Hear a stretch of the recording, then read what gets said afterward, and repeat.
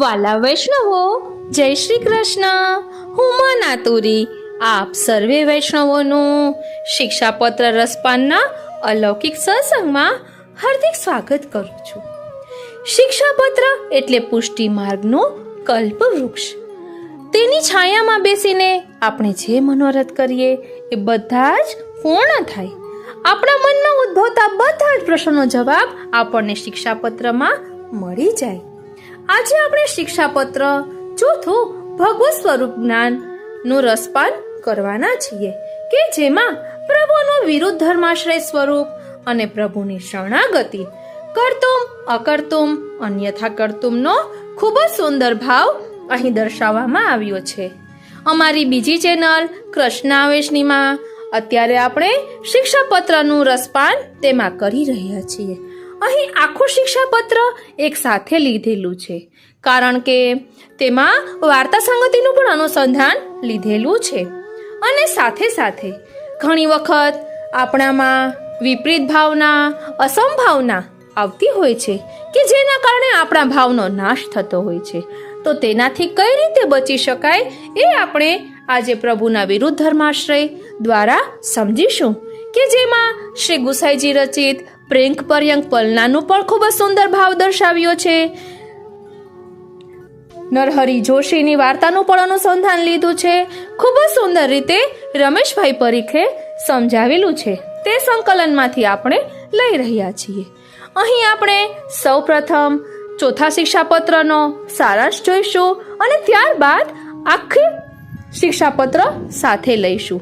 આપને બીજા શિક્ષાપત્રનો પણ રસપાન કરવું હોય તો અમારી બીજી ચેનલ કૃષ્ણ આવેશનીમાં આપને પ્રાપ્ત થઈ જશે. શિક્ષાપત્ર 4 સારાંશ. શ્લોક સંખ્યા 30. વિષય પ્રભુનો વિરુદ્ધ ધર્માશ્રય સ્વરૂપ અને પ્રભુની શરણાગતિ. પ્રભુના ધર્મો અપ્રાકૃત, સદા એકરસ અને અખંડ, કેવળ આનંદમય. બીજું, પ્રભુના ધર્મો સ્વરૂપથી ભિન્ન નથી. આ ધર્મો બે પ્રકારના છે.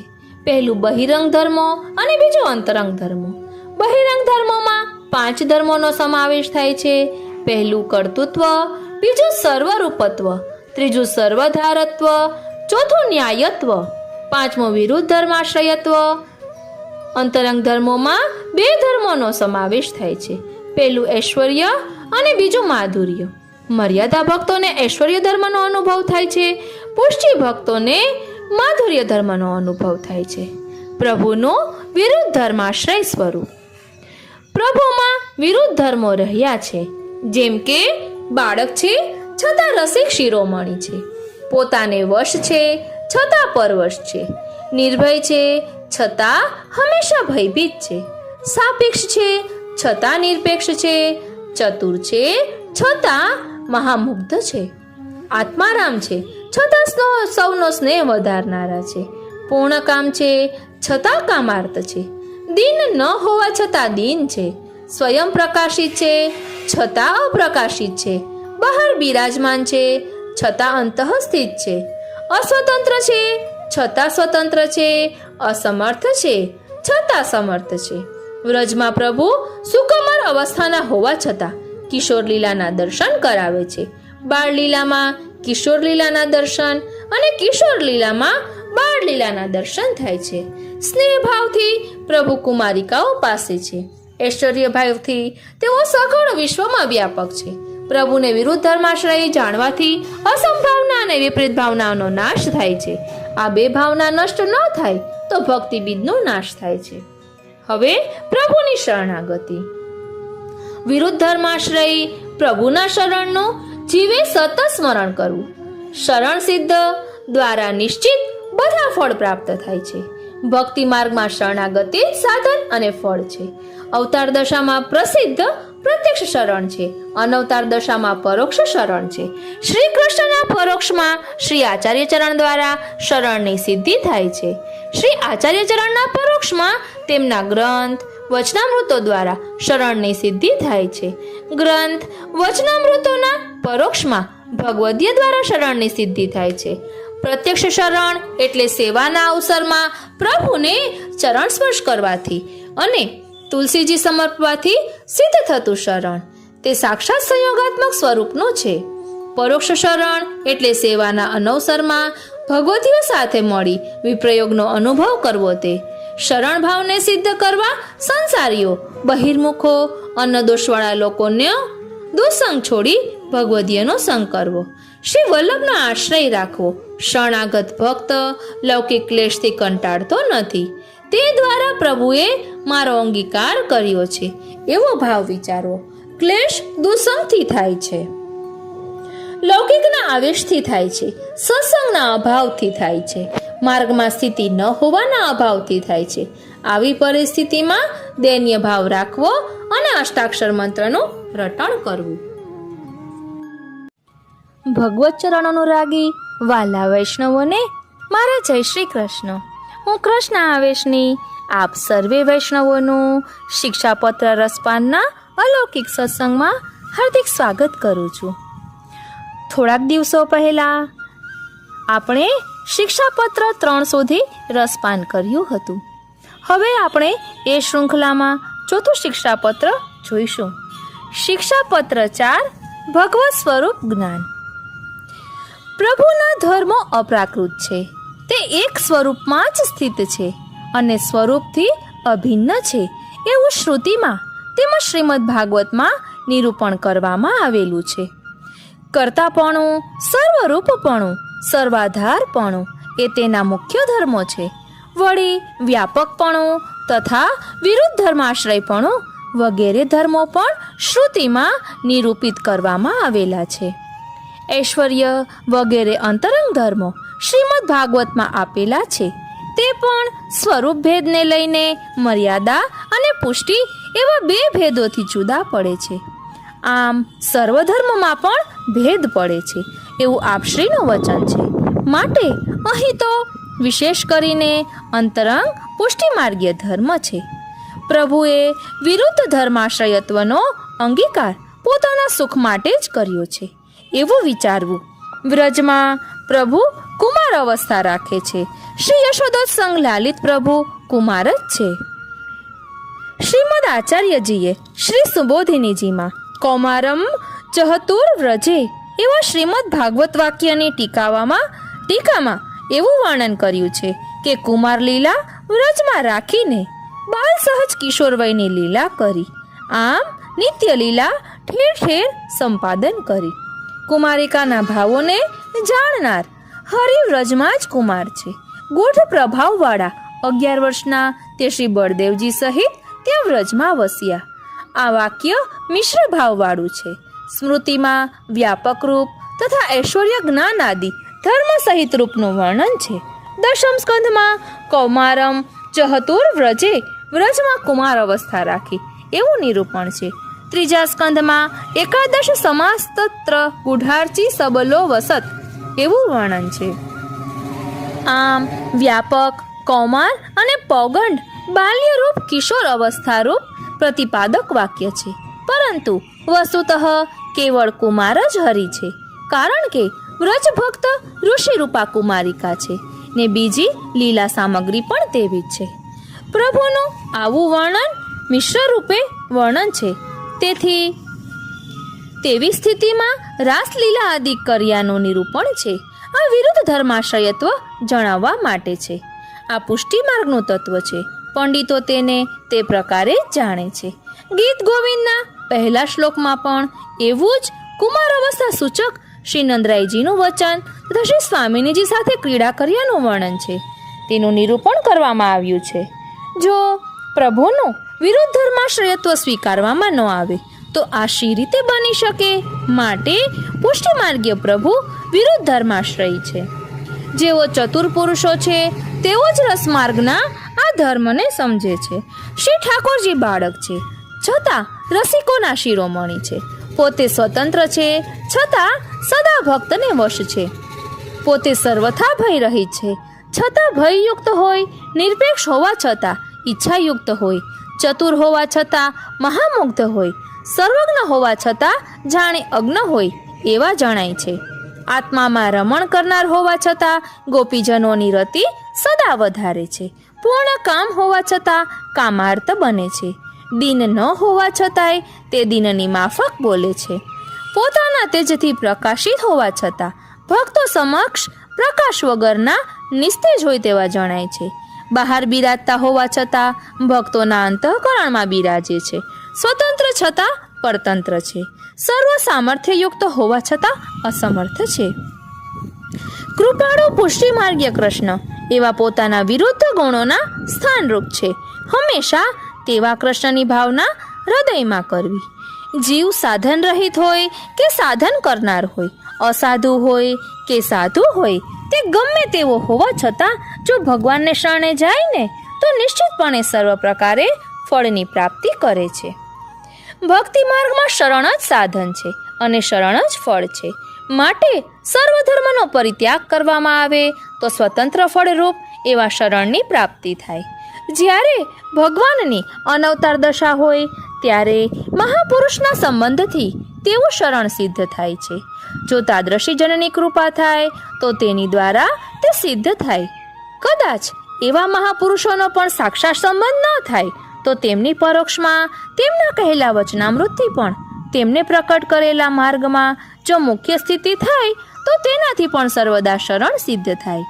જે સંસારીઓ દુષ્ટ સંગવાળા છે, અન્નદોષથી જેઓ બહિર્મુખ અને ઉન્મત્ત બન્યા છે, તેવાઓની સ્થિતિ પુષ્ટિ માર્ગમાં ક્યાંથી થાય? તેવી સ્થિતિ પ્રાપ્ત કરવાને શ્રીમદ આચાર્યજીના ચરણારવિંદનો સદા આશ્રય રાખવો. તેમ કરવાથી સર્વ સિદ્ધિઓ પ્રાપ્ત થશે. સત્પુરુષોના સંગના અભાવથી મન પ્રસન્ન ન રહે અને તેને લીધે જો કદાચ તેમનો આશ્રય શિથિલ થાય તો શી ગતિ થાય એવી ચિંતા મારા હૃદયમાં રહ્યા કરે છે. લૌકિક સંબંધ પણ હરિના અંગીકારનું લક્ષણ છે એવું સમજવું. શ્રીમદ આચાર્યજીનું વચનામૃત છે કે પ્રભુલોકમાં સ્વાસ્થ્ય નહીં કરે. જેઓ તેઓ શ્રીના જીવો છે તેમણે સ્વામીના હૃદયનું આવું હાર્દ જાણી તેનાથી સંતોષ રાખવો. અંતરમાં લૌકિક ક્લેશ કદીએ કરવો નહીં. તેમને ઉદાસીનતાની સિદ્ધિની અર્થે બહારથી તેવો ક્લેશ કરવો પડે તો તેવો ક્લેશ તેઓ ભલે કરે. એવું પણ બને કે દુસંગથી ઉત્પન્ન થતું દુઃખ હોય, બીજું લૌકિક આવેશજન્ય દુઃખ હોય, ત્રીજું સત્સંગના અભાવનું દુઃખ હોય અને ચોથું માર્ગની સ્થિતિનું પણ દુઃખ હોય. શ્રી મહાપ્રભુજીના ચરણારવિંદની કૃપાથી તથા તદીયના સંગથી અમારું દુઃખ તો ક્ષણમાં દૂર થઈ જશે એ નિશ્ચય છે. પરંતુ એવા ભગવદીઓ દુર્લભ છે. એથી મન નિરંતર ખિન્ન રહે છે. જ્યારે કૃપાપૂર્ણ પ્રભુ દીનતાને લઈ કૃપા કરશે ત્યારે શ્રી આચાર્ય ચરણમાં આસક્તિવાળા ભગવદીઓનો સત્સંગ થશે. અમારી તો બીજી ગતિ જ નથી. એકમાત્ર શ્રી કૃષ્ણ જ અમારું શરણ છે. આ રીતે સૌપ્રથમ આપણે ચોથા શિક્ષાપત્રનો ભાવાર્થ જોયું. હવે સંસ્કૃત શ્લોક જોઈએ.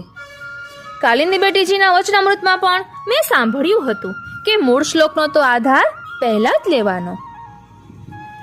એટલે શિક્ષાપત્ર ચોથું આપણે હવે આખું સંસ્કૃતમાં જોઈશું. શિક્ષાપત્ર ચોથું. પ્રભોર ધર્માઃ શ્રુતો પ્રોક્તાસ તથા ભાગવતે અપી ચ અપ્રાકૃતાઃ સ્વરૂપૈકનિષ્ઠા ભિન્ના ન રૂપતઃ કર્તૃત્વ સર્વરૂપત્વ સર્વાધારત્વ મુખ્યકાઃ વ્યાપકત્વ વિરુદ્ધાત્મ ધર્માદ્યાઃ શ્રુતિરૂપિતાઃ ऐश्वर्याध्या अंतरंग धर्मा भागवते तथा ते अपि स्वरूप भेदेन मर्यादा पुष्टि भेदतः सर्वे अपि च विभिद्यन्त इति श्रीमद् प्रभोर् वचः अतोऽत्र पुष्टिमार्गीय अंतरंग विशेषतः विरुद्ध धर्माश्रयत्वं स्वसुखाय विचारयेत्. प्रभुः कुमार एवास्ति व्रजे मातृपदाङ्कगः श्री भागवत वाक्येन कौमारं चहतुर्व्रजे व्याख्यातां च तथैवास्मदाचार्यैर् विवृता वपि व्रज एव कुमारश्च कुमारी भाव विद्धरिः एकादशो समास्तत्र गूढार्चिः सबलो वसतः. एतद्वाक्यं मिश्ररूपं कुमारः केवलो हरिः सामग्री अपि तथैवास्ति यतो गोप्यः कुमारिकाः एवं सती दृशे रूपे રાસલીલાદિરૂપણમ વિરુદ્ધ ધર્માશયત્વ બોધાયૈવ હિ યુજ્યતે ઇદમ હિ પુષ્ટિમાર્ગીયમ તદેવ જ્ઞાયતે બુધેઃ ગીત ગોવિંદાદ્ય પદ્યપ્યેત દેવ નિરૂપ્યતે અન્યથા નંદવચનમ તાદૃશે યુજ્યતે કથમ અતસ્તુ પુષ્ટિમાર્ગીય વિરુદ્ધ ગુણ સંશય રસમાર્ગીય ધર્માસ્તુ તે બોદ્ધવ્યા વિચક્ષણૈઃ બાલો રસિક મૂર્ધન્ય સ્વવશોન્ય વશઃ સદા અભીતઃ સર્વથા ભીતઃ સાપેક્ષો નિરપેક્ષકઃ ચતુરોऽપि મહામુગ્ધઃ સર્વજ્ઞોપ્યજ્ઞ એવ ચ આત્મારામોऽપि ગોપીનાં સર્વદા રતિવર્ધનઃ પૂર્ણકામોऽપि કામાર્તો યદીનો દીનભાષણઃ સ્વપ્રકાશોऽપ્ય પ્રકાશો બહિષ્ઠાन्तઃ સ્થિતઃ સદા અસ્વતંત્રઃ સ્વતંત્રોऽપि સમર્થો ન તથાપિ ચ એવં હિ પુષ્ટિમાર્ગીયમ વિરુદ્ધ સ્વગુણાલયમ કૃષ્ણમ કૃપાલુમ સતતમ શરણમ ભાવયેદ્રુધિ અસાધનઃ સાધનવાન સાધુઃ સાધુરેવ વા શરણાદેવ નિખિલમ ફલમ પ્રાપ્નોત્ય સંશયમ ભક્તિ માર્ગે સાધનમ ચ ફલમ શરણમેવ હિ સર્વધર્મ પરિત્યાગઃ સ્વતંત્રમ ચેત ફલમ હિ તત પરોક્ષે શરણમ ત્રાદ્રંક મહાપુરુષ યોગતઃ કૃપા ચેત તાદૃશાનામ હિ તદા તદ્દ્વારકમ ભવેત તેષામપી તુ પારોક્ષ્યે તદુક્તૈર્વચને હિ સ્વતઃ તત્પ્રકાશિત માર્ગેક સ્થિતો ભવતિ સર્વથા સંસારીણામ સદા દુષ્ટ સંગીનામન્ન દોષતઃ બહિર્મુખાનામ મત્તાનામ કુતો માર્ગ સ્થિતિર્ભવેત તદર્થમ શ્રીમદાચાર્ય ચરણાંબુરુહાશ્રયઃ અદાવિધેયસ્તેનૈવ સકલં સિદ્ધિમેષ્યતિ તદાશ્રયોऽપि મનસઃ સંગાભાવેન ચેતસ્તામ તોષાભાવેન શિથિલો યદિ દેવાદ ભવિષ્યતિ તદાસ્માકં ગતિઃ કાવ્યેત્યેવં ચિંતાસ્તિ મે હૃદિ લૌકિક ક્લેશ સંબંધો યંગીકૃતસ્ય લક્ષણમ. શ્રીનાથજી લોકે સ્વાસ્થ્યમિતિ શ્રીમદાચાર્ય વચનામૃતાत् તદીયૈ સ્વામીર હાર્દગ્નેસ્તૌષઃ કાર્યસ્તો તેન હિ અતો હિ લૌકિકઃ ક્લેશોનાંતરઃ ક્રિયતામ ક્વચિત બાહ્યતસ્તુ પ્રકર્તવ્યો રૌદાસીન્ય પ્રસાધનાत् દુઃખમ દુઃખ સંગજમ ચાન્યત લૌકિકાભિનિવેશજમ સત્સંગાભાવજમ જાપી તથા માર્ગ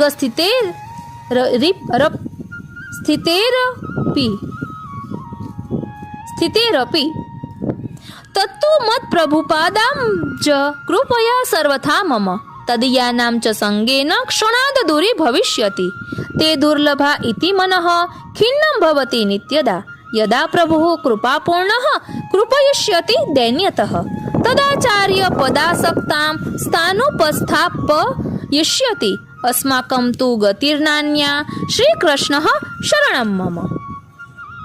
આ રીતે શિક્ષાપત્ર ચોથું સંસ્કૃત શ્લોક અને ભાવાર્થ અહીં વિરામ લે છે. હવે વિસ્તારથી આપણે આવતા પાઠમાં જોઈશું.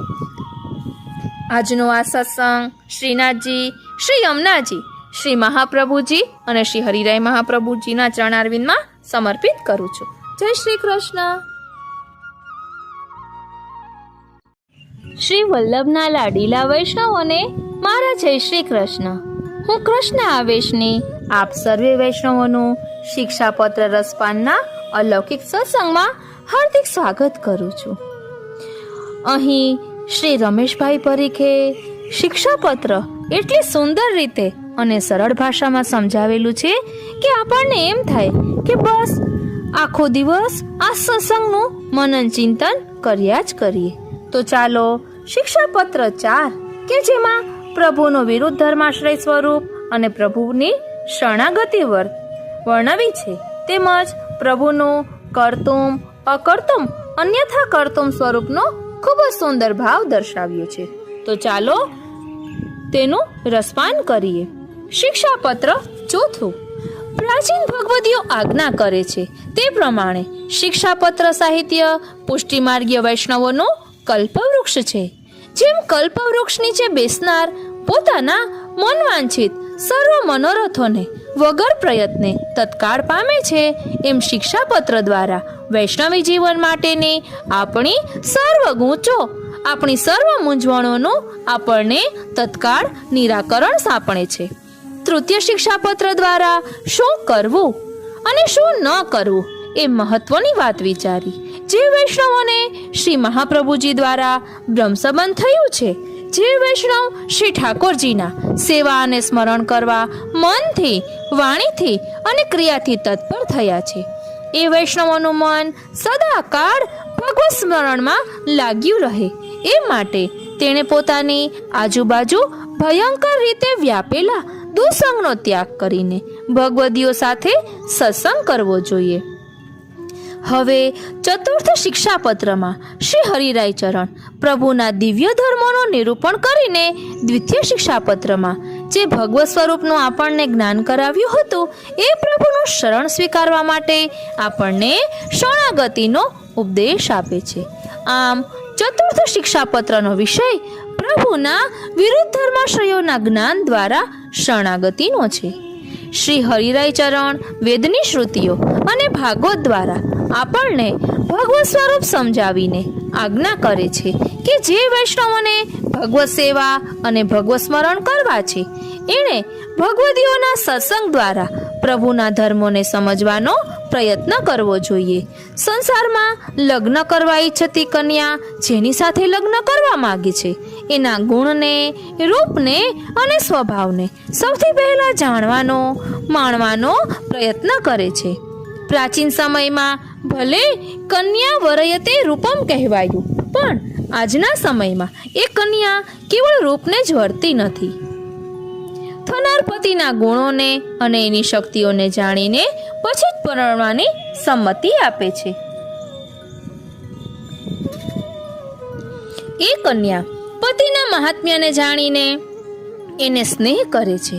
એમ જેમની સાથે આપણું બ્રહ્મસંબંધ થયું એવા આપણા અલૌકિક પતિ શ્રી યશોદોત્સંગ લાલિત નંદનંદનને એમના ગુણોને, ધર્મોને, સ્વભાવને આપણે જાણી લેવા જોઈએ. તો જ એમના ચરણમાં, એમના સ્વરૂપમાં આપણો પ્રેમ દ્રઢ બને અને સર્વથી અધિક બને. શ્રી હરિરાય ચરણ અહીં પ્રભુના ધર્મોનું નિરૂપણ કરે છે. આ નિરૂપણનો વિચાર કરીએ એટલે શ્રી સર્વોત્તમ સ્તોત્રના પ્રારંભમાં શ્રીમદ પ્રભુચરણે કરેલ પ્રભુના સ્વરૂપનું નિરૂપણ યાદ આવી જાય છે. એનું જ ભાષ્ય ચોથા શિક્ષાપત્રના 30 શ્લોક પૈકી શરૂઆતના પૂર્વાર્ધમાં કરવામાં આવ્યું છે. પ્રાકૃત ધર્માનાશ્રય. પ્રભુ જ્યારે ભૂતળ ઉપર પ્રગટે છે ત્યારે જગતની નજરે પ્રાકૃત ધર્મથી અલંકૃત વપુ ધારણ કરીને પધારે છે, પરંતુ વાસ્તવમાં એ પ્રભુનું સ્વરૂપ નથી. એમનું સ્વરૂપ, એમનો સ્વભાવ અને એમનો ધર્મ અપ્રાકૃત છે. તો પ્રાકૃત સ્વરૂપ એટલે શું અને અપ્રાકૃત સ્વરૂપ એટલે શું એને આપણે જાણી લેવું જોઈએ. આપણા સૌના જે શરીર છે એ પ્રાકૃત છે, પ્રકૃતિ દ્વારા બનેલા છે. એ સ્વરૂપમાં લોહી, માંસ, ચામ છે.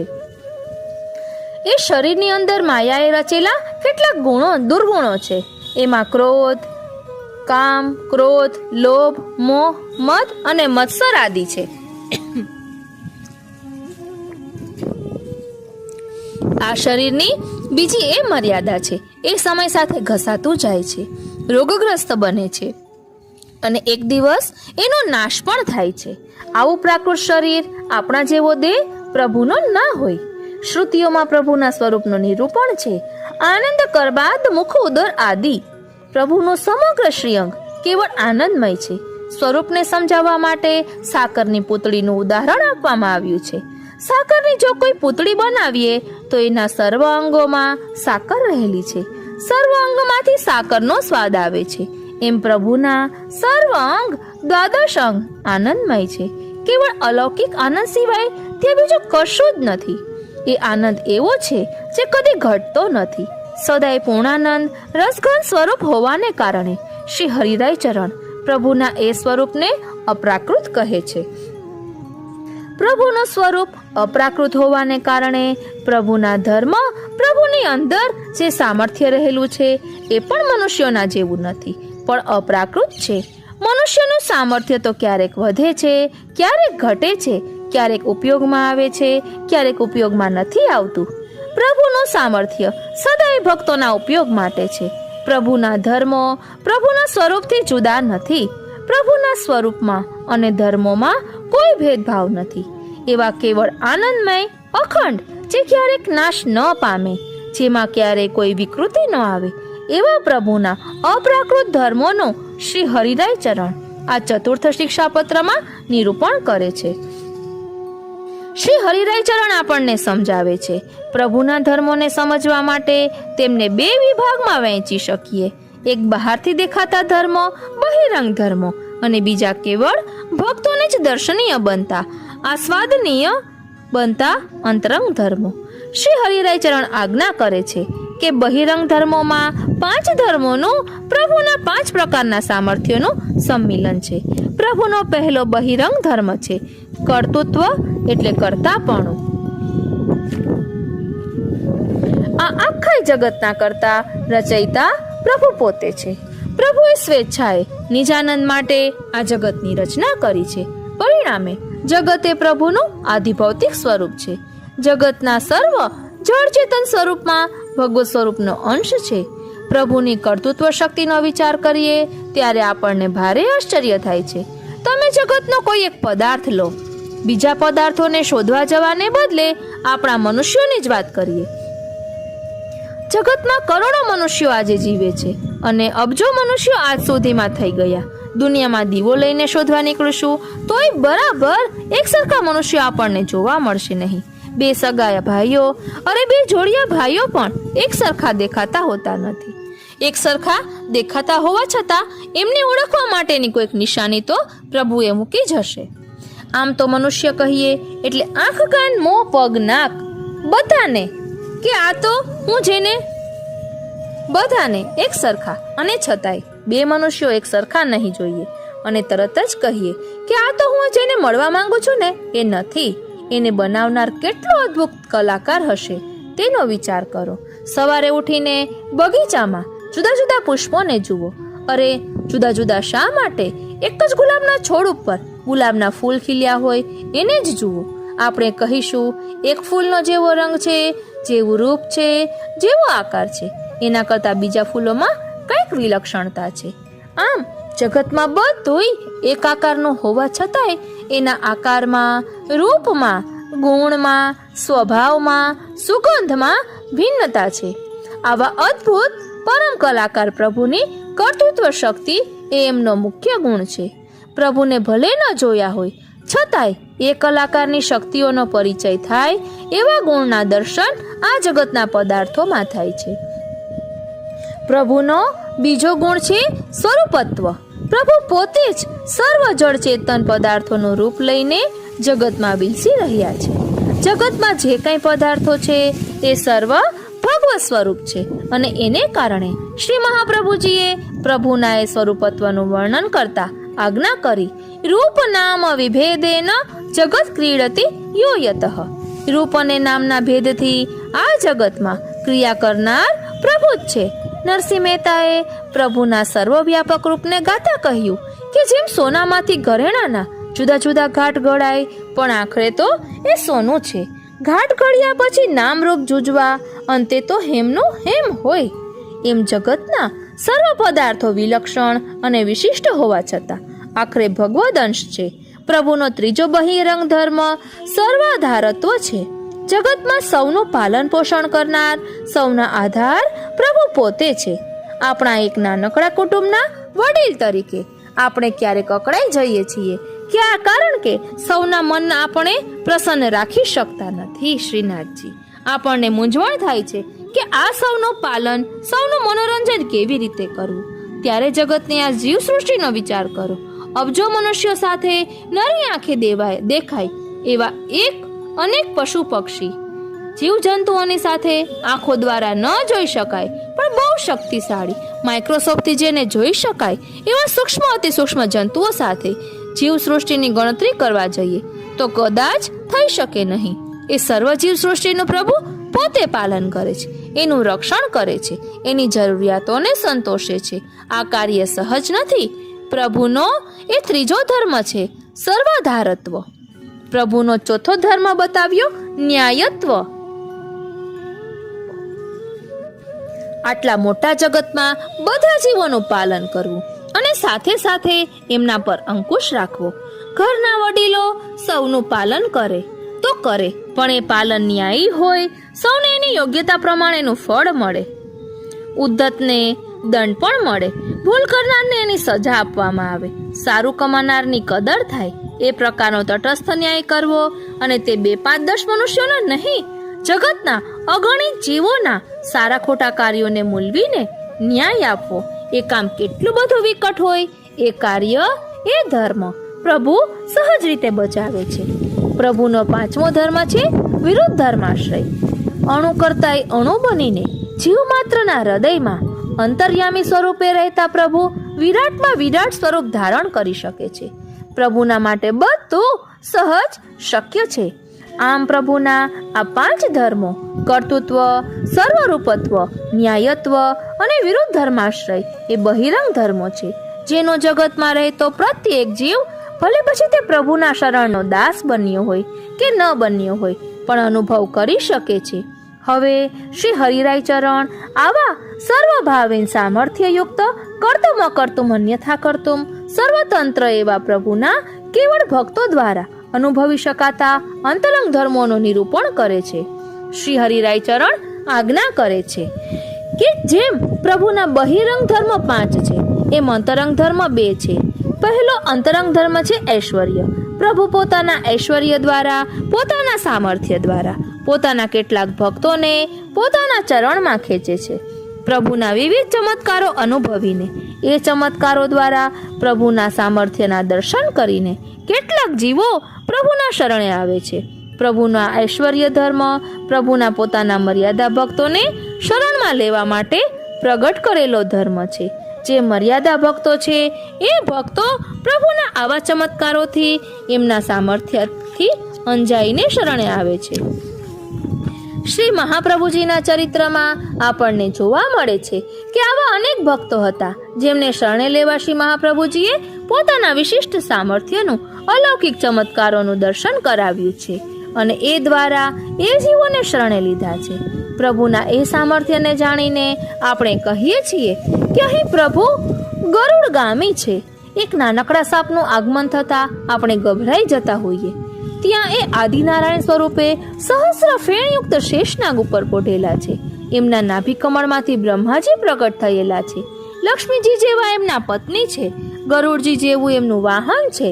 આ સર્વ પ્રભુના ઐશ્વર્ય ધર્મનું જ્યારે નિરૂપણ થાય, ત્યારે જીવ સહજ રીતે સર્વ સામર્થ્યયુક્ત એવા પ્રભુના ચરણનું શરણ લેવા માટે તત્પર બને છે. મર્યાદા ભક્તોને આકર્ષવા માટે પ્રભુ પોતાના આ ઐશ્વર્ય ધર્મોને પ્રકટ કરે છે. પદ્મનાભદાસજીના મનમાં એવો મનોરથ હતો કે પ્રભુની અદ્ભુત લીલાના દર્શન થાય તો એ સ્વરૂપની સેવા કરવાનો વિલક્ષણ આનંદ આવે. ભગવદ મનોરથ પૂર્વક શ્રી મહાપ્રભુજીએ મહાવનથી થોડે દૂર શ્રી યમુનાજીના કિનારે કર્ણાવલ નામના પ્રદેશમાં પદ્મનાભદાસજીનો એ મનોરથ પૂર્ણ કરેલો. શ્રી યમુનાજીના કિનારાને ભેખડ ધસતા એમાંથી એક વિરાટ ભગવત સ્વરૂપ પ્રકટ થયું. તાડનું એક વૃક્ષ હોય એવા 7 વૃક્ષોની ઊંચાઈ જેટલી ઊંચાઈનું ભગવત સ્વરૂપ પ્રગટ થયું છે. વિચાર કરો, કેટલું ઊંચું એ ભગવત સ્વરૂપ પ્રકટ થયું હશે. અરે, એ સ્વરૂપ શ્રી મહાપ્રભુજીની પાસે પધારે છે. પદ્મનાભદાસજી તો અહોભાવથી નિરખી રહ્યા છે કે આ શું છે. શ્રી મહાપ્રભુજી વિનંતી કરે છે, મહારાજ, આ કલયુગમાં આપની સેવા કરાવવાની ઈચ્છા હોય તો કોઈ જીવની તાકાત નથી કે આપની સેવા કરી શકે.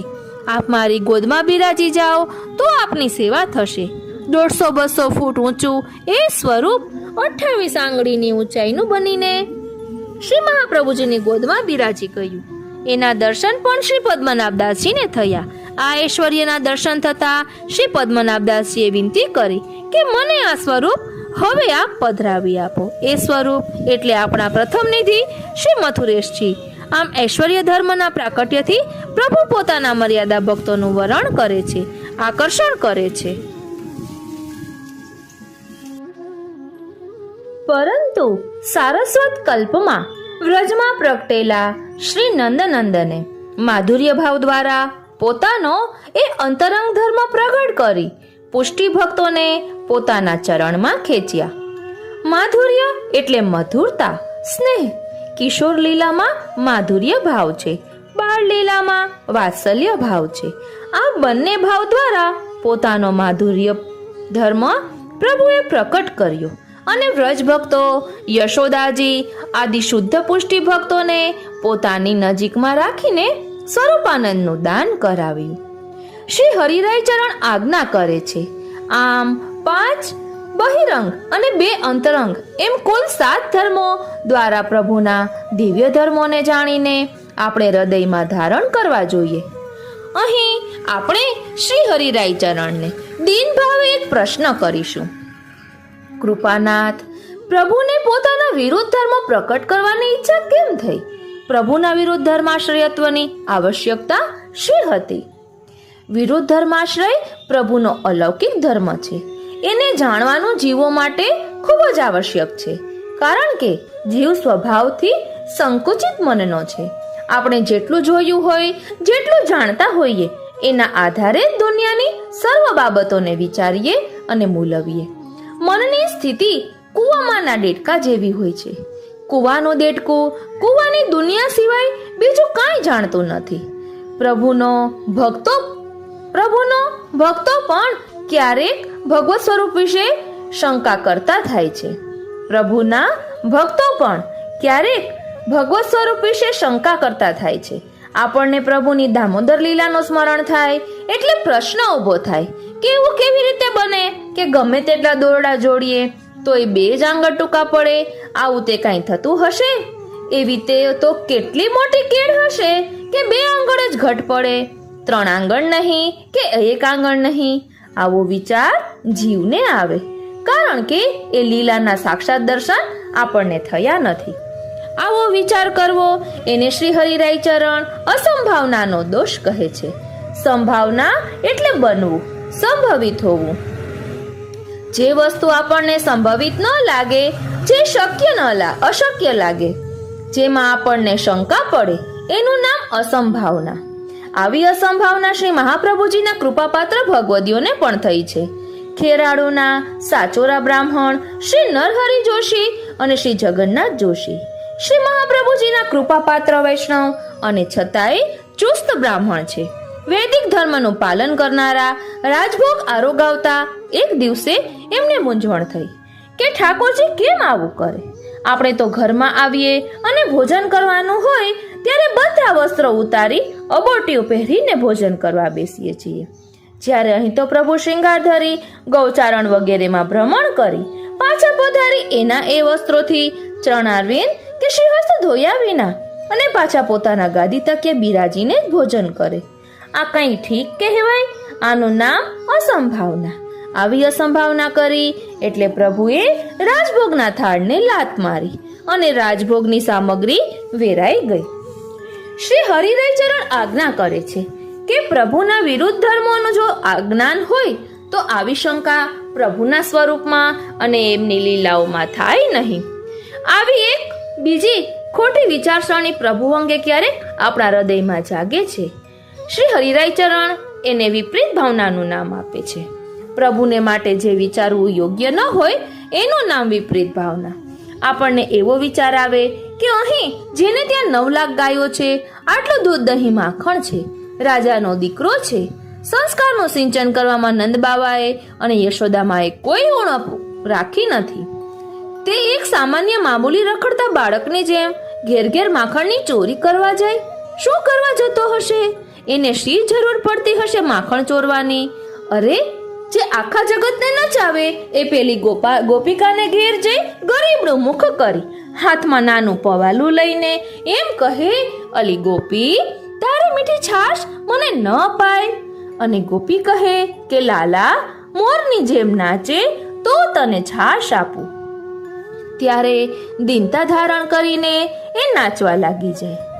આવો સર્વતંત્ર સ્વતંત્ર પરમાત્મા એ ગોપી પાસે આવી દીનતાથી શું કરવા નાચતો હશે?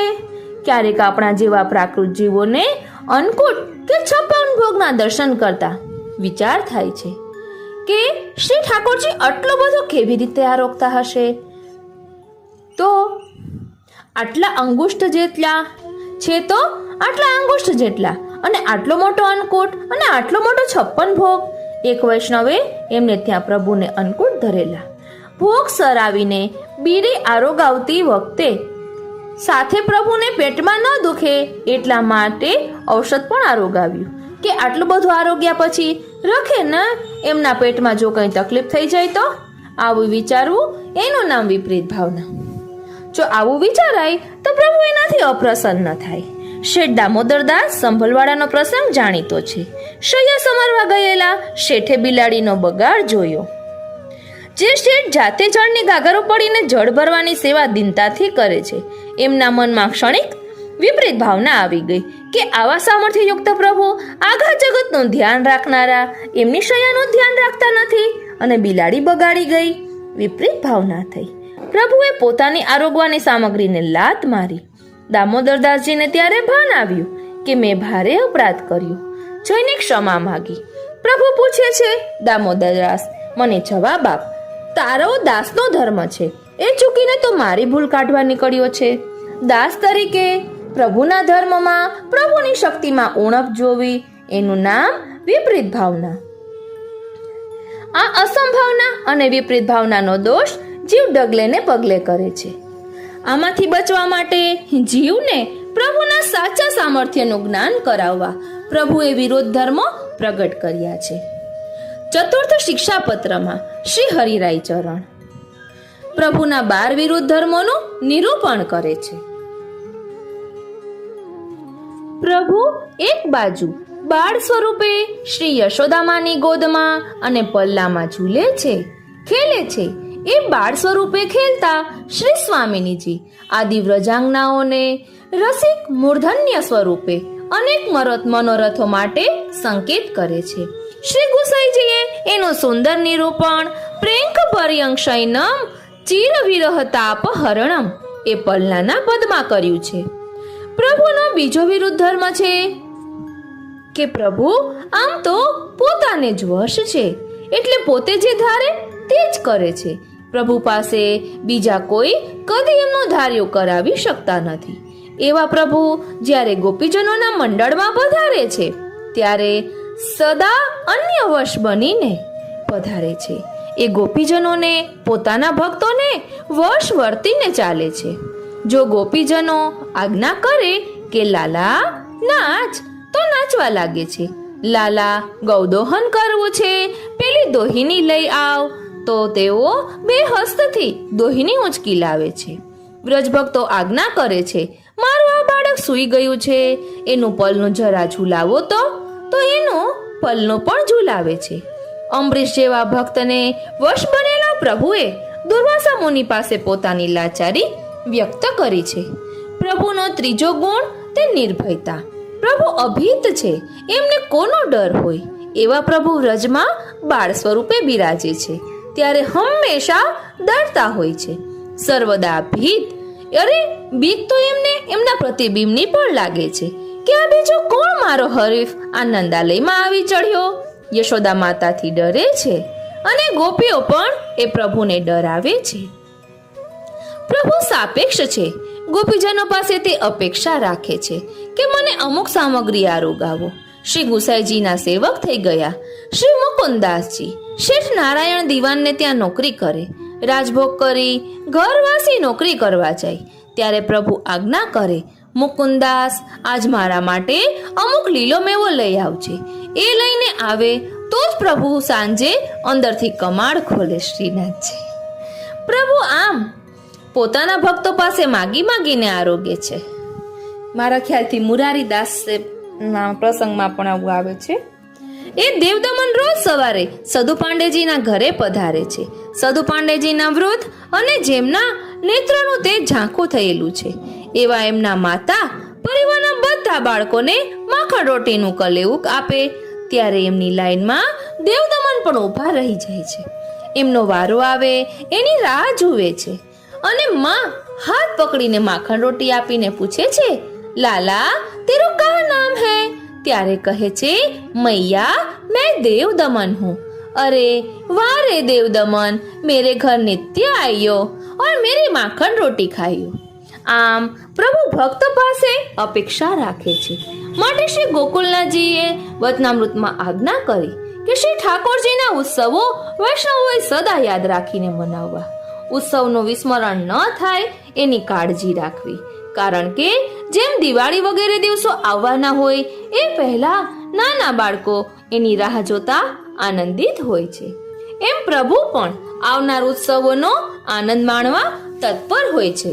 પ્રભુ સાપેક્ષ છે અને છતાંય નિરપેક્ષ છે. એને તો કાંઈ જોઈતું નથી, એને કશાની ખોટ નથી, એને કશાની ઉણપ નથી. આખા એ જગતના રચયિતા પ્રભુ મહાન ચતુર છે, પણ મા યશોદા પાસે મહામુગ્ધ છે. મૈયા પૂછે છે, લાલા તે માટી ખાધી? ના માં, હું માટી ખાઉં? જોઈ લે મારું મોં. મહામુગ્ધ બની ડાયા ડમરા બનીને મુખારવિંદ ખોલીને બતાવે છે. એ પ્રભુ ગૌચારણ કરીને પાછા આવીને ફરિયાદ કરે છે કે માં, મારી કામળ કોઈ લઈ ગયું, ચોરાઈ ગઈ છે. મૈયા, મેરી કામર કોણ લઈ? એ ફરિયાદ કરે છે. મૈયા, બલદાવ મને બહુ ખીજવે છે. મૈયા, આ મનસુખો આજે મારી છાશ પી ગયો. આવા એ મહામુગ્ધ પ્રભુ છે. મધુર લીલાઓ દ્વારા પોતાના ભક્તોમાં સર્વદા રતિવર્ધન કરે છે. પૂર્ણ કામ હોવા છતાંય તેઓ કામાર્થ છે. પ્રભુ અદીન છે અને છતાંય આ વ્રજભક્તો સાથે બહુ જ દૈન્યપૂર્ણ વાણીમાં મધુર વાર્તાલાપ કરે છે. પ્રભુ સ્વપ્રકાશિત હોવા છતાંય ક્યારેક અપ્રકાશિત સ્વરૂપ ધારણ કરે છે. બહાર બિરાજતા પ્રભુ વ્રજભક્તોના અંતઃકરણમાં પણ બિરાજે છે, અંતઃસ્થિત છે. પ્રભુ સર્વતંત્ર સ્વતંત્ર હોવા છતાંય પોતાના નિજ ભક્તો પાસે પરતંત્ર છે. સર્વ સામર્થ્ય યુક્ત હોવા છતાં પોતે અસમર્થ છે, એવી લીલા કરે છે. આમ શ્રી હરિરાય ચરણ પ્રભુના 12 વિરુદ્ધ ધર્માશ્રયત્વ ધર્મોના દર્શન ક્યાં થાય છે એ આપણને બતાવે છે. પ્રભુ વ્રજમાં બાળ લીલા કરે છે ત્યારે પણ પોતાના સ્વકીય નિજ ભક્તોને બાળ સ્વરૂપે કિશોર લીલા અનુભવ કરાવે અને કિશોર લીલાનું અલૌકિક રમણ કરતા વાત્સલ્ય ભાવથી ભાવિત એવા વ્રજ ભક્તોને પોતાની બાળ લીલાનો અનુભવ કરાવે છે. શ્રી હરિરાય ચરણ વ્રજમાં બિરાજતા પ્રભુના વિરુદ્ધધર્મી સ્વરૂપનું નિરૂપણ કરે છે. ત્યારે એની ટીકામાં શ્રી ગોપેશ્વરજી શ્રી હરિરાય ચરણના ભાવને વિશેષ અભિવ્યક્ત કરતા જયદેવજીના ગીત ગોવિંદના પ્રથમ શ્લોકનું નિરૂપણ કરે છે. ગીત ગોવિંદમાં જયદેવ પ્રભુજીની લીલા વર્ણવતા કહે છે કે એકવાર બાલકૃષ્ણલાલ પ્રભુને પધરાવીને નંદબાવા વનમાંથી ઘર તરફ પધારી રહ્યા છે. આકાશમાં ઘનઘોર વાદળ છવાયા છે, વીજળીઓ થઈ રહી છે. પ્રભુ પોતે ડરતા હોય એવી ચેષ્ટા કરે છે. ત્યાં શ્રી સ્વામિનીજી સામે પધારે છે. નંદ બાવા શ્રી રાધિકાજીને આજ્ઞા કરે છે કે આપ નંદનંદનને એમના માતા પાસે પધરાવો. શ્રી સ્વામિનીજી નંદનંદનને નંદાલય તરફ પધરાવવા માટે જઈ રહ્યા છે, પણ પધરાવી જાય છે વૃંદાવનની સઘન નિકુંજમાં અને ત્યાં શ્રી સ્વામિનીજી સાથે પ્રભુ અલૌકિક વિહાર કરીને પોતાના સ્વરૂપાનંદનું દાન કરે છે. આમ એક કાલાવચ્છિન્ન અનેક સમયની લીલાઓ કરીને પ્રભુ પોતાના વિરુદ્ધ ધર્માશ્રયને પ્રકટ કરે છે. શ્રી હરિરાય ચરણ આજ્ઞા કરે છે વ્રત લીલામાં સ્નેહ ભાવથી માધુર્ય ભાવથી પ્રભુ કુમારિકા વ્રજ ભક્તોને વશ છે, એમની સમીપ છે. જ્યારે ઐશ્વર્ય ભાવથી પ્રભુ સકળ વિશ્વમાં વ્યાપક છે. પ્રભુના 2 સ્વરૂપોનું અહીં નિરૂપણ થયું. ઐશ્વર્ય ધર્મયુક્ત પ્રભુનું સર્વોદ્ધારક સ્વરૂપ છે, જ્યારે માધુર્ય ભાવ ભાવિત એ પ્રભુનું ભક્તોદ્ધારક સ્વરૂપ છે. ઐશ્વર્ય ભાવયુક્ત સ્વરૂપથી પ્રભુ મર્યાદા ભક્તોની શરણાગતિ સ્વીકારીને એમને એમના યોગ્ય ફળનું દાન કરે છે. માધુર્ય ભાવિત સ્વરૂપે વ્રજ ભક્તોને અલૌકિક ફળનું દાન કરે છે. આમ 16 શ્લોક દ્વારા શ્રી હરિરાય ચરણે પ્રભુના વિરુદ્ધ ધર્માશ્રયત્વનું નિરૂપણ કર્યું છે. એમાં શ્રી હરિરાય ચરણે આપણા પુષ્ટિ પુરુષોત્તમ માટે 3 વિશેષણો વાપર્યા: પુષ્ટિ માર્ગીયમ, વિરુદ્ધ સ્વગુણાલયમ અને કૃપાલયમ. ક્યાં શ્રી હરિના શરણે જવું?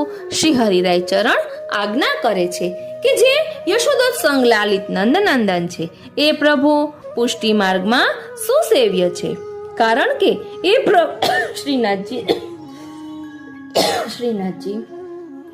કારણ કે એ પ્રભુનો સ્વભાવ પોતાની કૃપા દ્વારા દૈવી જીવોનું વરણ કરીને શરણ પ્રાપ્ત કરાવવાનો છે.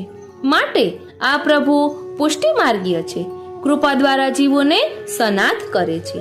એ પ્રભુના ધર્મોનું નિરૂપણ 16 શ્લોકોમાં કર્યું. એ વિરુદ્ધ સ્વગુણાલયમ છે, જેમનામાં એક સમયે વિરુદ્ધ અપ્રાકૃત ધર્મો બિરાજે છે. આવા પ્રભુ કૃપાળુ પણ છે, જીવના દોષો સામે જોતા નથી.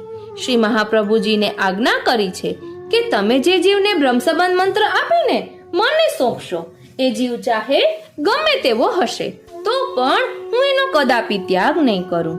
સ્વભાવથી જ જે સદાય દુષ્ટ છે એવા જીવોને પોતે પોતાની કૃપાથી પુષ્ટ કર્યા છે. આ પ્રભુ કૃપાળુ છે. એવા પ્રભુના શરણની પુષ્ટિ માર્ગીય વૈષ્ણવોએ હૃદયપૂર્વક ભાવના કરવાની છે, શરણાગતિનું ચિંતન કરવાનું છે.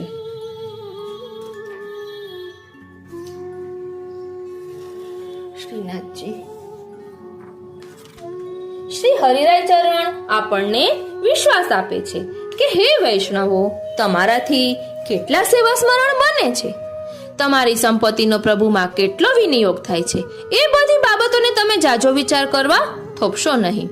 પુષ્ટિ માર્ગીય જીવ નિસાધન હોય, સુસાધન હોય કે દુષ્ટ સાધન હોય, એણે ભગવત ચરણ સ્વીકાર્યું હોય કે એનાથી થોડો વિમુખ હોય, પણ નિશ્ચિત રીતે શ્રી વલ્લભની કૃપાથી પ્રભુએ એનું વરણ કર્યું છે, માટે એની ફળ પ્રાપ્તિ પણ નિશ્ચિત છે. એટલે ફળ પ્રાપ્તિની ચિંતા પુષ્ટિ ભક્તે કરવાની જરૂર નથી. એ ચિંતા કરવામાં એને પ્રાપ્ત થયેલો ભગવત સેવા સ્મરણ માટેનો આ સોનેરી સમય વેડફી દેવાની જરૂર નથી. એને તો કેવળ કૃષ્ણ એવો ગતિર્મમ, કૃષ્ણ એ જ મારું શરણ હો, એ જ મારી ગતિ હો, એ જ મારી ભક્તિ હો અને એ જ મારી રતિ હો, એવો સત્ય સંકલ્પ કરીને સદાય શરણસ્થ રહેવાનું છે. શ્રી આચાર્ય ચરણે બતાવેલો પુષ્ટિ માર્ગ જગતમાં પ્રગટ થયેલા બીજા માર્ગો કરતા વિલક્ષણ છે. માટે શ્રી સર્વોત્તમ સ્તોત્રમાં શ્રી મહાપ્રભુજીનું એક નામ આપવામાં આવ્યું. પૃથક શરણ માર્ગોપદેષ્ટા શ્રી આચાર્ય ચરણના આ ભક્તિ માર્ગમાં પ્રભુની શરણાગતિ સ્વીકારવી અને એ સ્વીકાર્યા પછી એમના શરણમાં રહેવું, એ જ પુષ્ટિ માર્ગીય વૈષ્ણવ માટે સાધન છે અને એ જ ફળ પણ છે. સાધન અને ફળનો આપણે જો શરણાગતિ તરીકે વિચાર કરીએ તો આ જીવ કોઈના કોઈ કાર્યોથી, પોતાની કોઈ શક્તિથી, પોતાના કોઈ સામર્થ્યથી કદાપી પ્રભુને મેળવી શકવાનો નથી, એ નિશ્ચિત છે. અકબરને પ્રશ્ન થયેલો કે સાહેબ કેસે મિલે? સાહેબ એટલે ભગવાન. જ્યારે બિરબલ મારફત શ્રી ગુસાઈજીને વિનંતી થઈ ત્યારે શ્રી ગુસાઈજીએ આજ્ઞા કરી કે અકબરને જવાબ જોઈતો હોય તો મારી પાસે આવે. શીઘ્રથી અકબર ગોકુળ આવે છે. શ્રી ઠકુરાણી ઘાટ ઉપર શ્રી ગુસાઈજી એમને જવાબ આપે છે, જૈસે તુમ હમસો મિલે. જેવી રીતે તમે અમને મળ્યા એવી રીતે જીવને પ્રભુ મળે છે. અકબરની બુદ્ધિ કામ કરી શકી નહીં. આપે ખુલાસો કર્યો, બાદશાહ, તમારી પ્રજામાંનો હું પણ એક નગરજન છું. મારી ઈચ્છા તમને મળવાની હોત અને કદાચ હું આગ્રા આવીને પડાવ નાખીને પડ્યો હોત તોય તમને મન થાત ત્યારે મને મુલાકાત આપત. પ્રજાજનને રાજાની મુલાકાત કરવી એ કામ અઘરું છે, પણ રાજાને ઈચ્છા થાય કે મારે ભગવત પ્રાપ્તિ કરવી છે તો એ ઘણું દોયલું છે. પણ પ્રભુ જો ઈચ્છે કે મારે આ જીવને મળવું છે તો અપનો કરી ગોકુલપતિ ભરત તાહી બાથે. પ્રભુને માટે એ જરાય મુશ્કેલ નથી. પ્રભુ કૃપા કરી તરત જ એને પ્રાપ્ત થાય છે. આમ પ્રભુને પ્રાપ્ત કરવા માટે બીજું કોઈ સાધન કામમાં આવે એમ તેમ નથી. માટે ગોવિંદ સ્વામીએ ગાયું કે પ્રીતમ પ્રીત હિતે પૈયે. કેવળ ભક્તના હૃદયના શુદ્ધ નિષ્કામ પ્રેમ દ્વારા જ પ્રભુ પ્રાપ્ત થાય, બીજી કોઈ રીતે નહીં. યદ્યપિ એ જીવ ઉત્તમ કુટુંબમાં જન્મ્યો હોય, શુભ સમયમાં જન્મ્યો હોય, વેદ વિદ્યા પારંગત હોય, તો પણ પ્રભુ ન ઈચ્છે તો એ જીવને પ્રાપ્ત થઈ શકતા નથી. પ્રભુ જીવના ગુણો જોઈને વરણ કરતા નથી, કેવળ પોતાની ઈચ્છાથી જ વરણ કરે છે.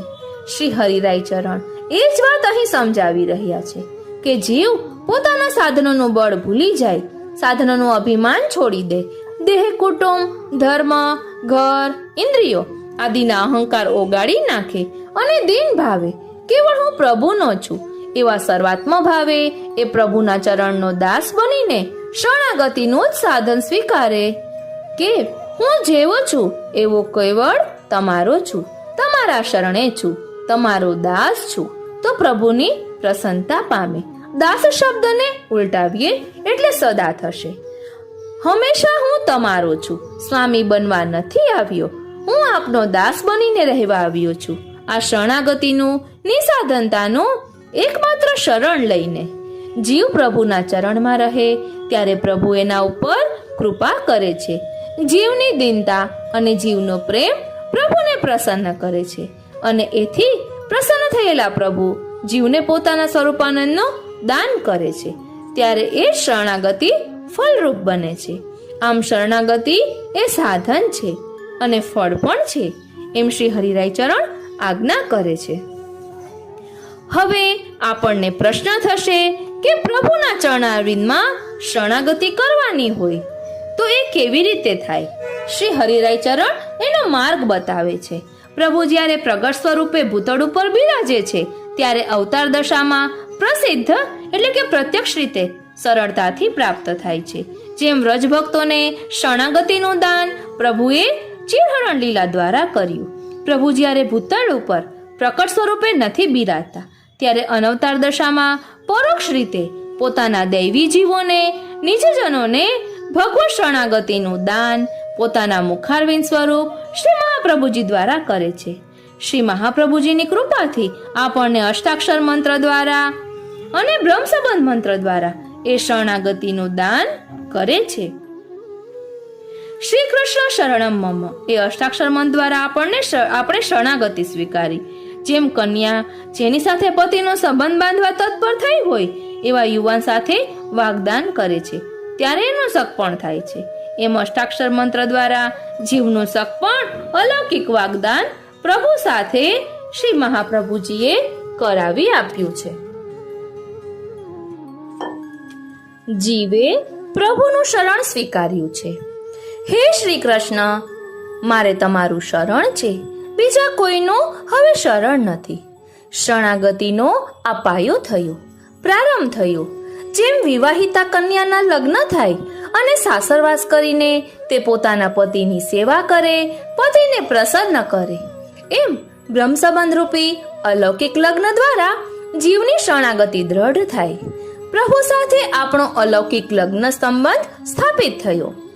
હવે આપણી ફરજ બની રહે છે કે એ પ્રભુના ચરણનું શરણ સ્વીકાર્યું છે તો એમને ઘેર પધરાવી શ્રી મહાપ્રભુજીની આજ્ઞા પ્રમાણે જાતે સેવા કરી લાડ લડાવવા. કારણ કે ભગવત રૂપ સેવાર્થમ તત્સૃષ્ટિ નાન્યથા ભવેત. આ વૈષ્ણવ સમાજ, આ દૈવી સૃષ્ટિ કેવળ ભગવત સ્વરૂપની સેવા માટે જ પ્રકટ થઈ છે. એનાથી ચડિયા તો એ સૃષ્ટિના પ્રાકટ્યનો બીજો કોઈ હેતુ કોઈ કાળે નથી. આમ અનવતર દશામાં શ્રી આચાર્ય ચરણ દ્વારા ભગવત ચરણમાં જીવના શરણની સિદ્ધિ થાય છે. અહીં આપણને આપણી અલ્પમતિને કારણે, આપણી અણસમજને કારણે પ્રશ્ન થાય કે શ્રી મહાપ્રભુજી જ્યારે પ્રત્યક્ષ સ્વરૂપે ભૂતળ ઉપર નથી બિરાજતા ત્યારે પ્રભુના ચરણમાં આપણી શરણાગતિ કેવી રીતે દ્રઢ બને? શ્રી આચાર્ય ચરણ એનો પણ ખુલાસો આપે છે કે શ્રી આચાર્ય ચરણની પરોક્ષ સ્થિતિમાં આપ શ્રીના રચિત ગ્રંથોમાં 16 ગ્રંથો, શ્રી સુબોધિનીજી, તત્વાર્થ દીપ નિબંધ, અણુભાષ્ય આદિ ગ્રંથોમાં જે વચનામૃતનો પ્રવાહ આપે વહેવડાવ્યો છે એ વચન સુધામૃતનું આપણે પાન કરીને એને અનુસરીએ તો શ્રી મહાપ્રભુજીની કૃપાથી ભગવત ચરણમાં શરણાગતિ પ્રાપ્ત થાય.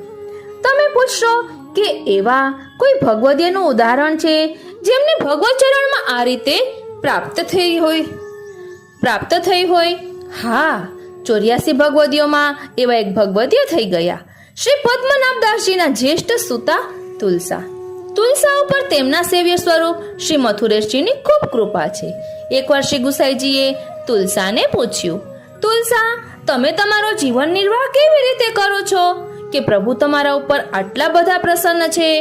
ત્યારે દીન ભાવે તુલસા વિનંતી કરે છે, મહારાજ, મારાથી તો કાંઈ બનતું નથી. હું તો પેટ ભરીને ખાઉં છું અને રાત્રે ઘસઘસાટ ઊંઘું છું, અને આ બંને કરતા જે કંઈ ફુરસદનો સમય મળે તેમાં શ્રી મહાપ્રભુજીના ગ્રંથોનો પાઠ કરું છું. શ્રી આચાર્ય ચરણ આ વાર્તાના ભાવ પ્રકાશમાં આજ્ઞા કરે છે કે તુલસાને શ્રી મથુરાધીશજીએ સાનુભવ જતાવીને સાક્ષાત દર્શન આપી જે સ્વરૂપાનંદનો અનુભવ કરાવ્યો તેની પાછળ શ્રી મહાપ્રભુજીના ગ્રંથોના પાઠનું અલૌકિક ફળ છે. શ્રી હરિરાય ચરણ ત્યાં બહુ જ સ્પષ્ટ આજ્ઞા કરે છે કે શ્રી મહાપ્રભુજીના ગ્રંથોનો, શ્રી મહાપ્રભુજીની અલૌકિક વાણીનો જે વૈષ્ણવ અર્થના અનુસંધાન પૂર્વક, શ્રદ્ધા અને વિશુદ્ધ બુદ્ધિ પૂર્વક પાઠ કરે છે એના ઉપર શ્રી ઠાકોરજી તુલસાના જેવી જ કૃપા કરે છે અને એને સાનુભવ જતાવે છે. પરંતુ જે વૈષ્ણવોને શ્રી મહાપ્રભુજીની દુર્બોધ વાણીમાં પ્રવેશ થયો નથી એવો વૈષ્ણવ અર્થ જાણવા છતાંય શ્રી મહાપ્રભુજીના વચનામૃતનો, ષોડશ ગ્રંથ ઇત્યાદિનો પાઠ શ્રદ્ધાપૂર્વક, વિશુદ્ધ બુદ્ધિપૂર્વક કરે તોય એ શ્રી મહાપ્રભુજીની અલૌકિક વાણી અને અલૌકિક ફળદાન કરાવે છે. એ જેવો પર પ્રભુ હંમેશા કૃપા કરીને સાનુભવ જતાવે છે. માટે આપણે ષોડશ ગ્રંથ આદિની શ્રી વલ્લભની અલૌકિક વાણીમાં કદાચ પૂર્ણ પ્રવેશ ન થયો હોય તો પણ વૈષ્ણવોએ નિયમપૂર્વક, આગ્રહપૂર્વક, આદરપૂર્વક શ્રી મહાપ્રભુજીના ગ્રંથોનો દિવસ રાત જ્યારે સમય મળે ત્યારે પાઠ કરવો જોઈએ. સદા મુદા અને વિશુદ્ધ બુદ્ધિપૂર્વક જે વૈષ્ણવ શ્રી મહાપ્રભુજીના ગ્રંથોનો શક્ય હોય ત્યાં સુધી અર્થના અનુસંધાન પૂર્વક અને તે શક્ય ન હોય તો કેવળ આપણી વાણીનો પાઠ કરે છે એવા વૈષ્ણવો ઉપર શ્રી મહાપ્રભુજી અવશ્ય કૃપા કરીને ભગવત ચરણમાં તેમની શરણાગતિને દ્રઢ કરે છે. એ નિર્વિવાદ વાત છે. આમ શ્રી હરિરાય ચરણે સાંપ્રત સમયમાં ભગવત ચરણ સ્વીકારવાનો માર્ગ બતાવ્યો. શ્રી મહાપ્રભુજીની વાણીનો પાઠ કરવો અને છતાંય ભગવત ઈચ્છા કંઈક જુદી હોય અને સ્મરણ સિદ્ધ ન થાય, પાઠ કરવા છતાંય શરણાગતિ દ્રઢ ન થાય તો શ્રી હરિરાય ચરણ આજ્ઞા કરે છે કે શ્રી મહાપ્રભુજીના કૃપાપાત્ર એવા ભગવદીઓ દ્વારા એમનો સત્સંગ કરવો કે જેમના લક્ષણો પ્રથમ શિક્ષાપત્રમાં બતાવ્યા છે.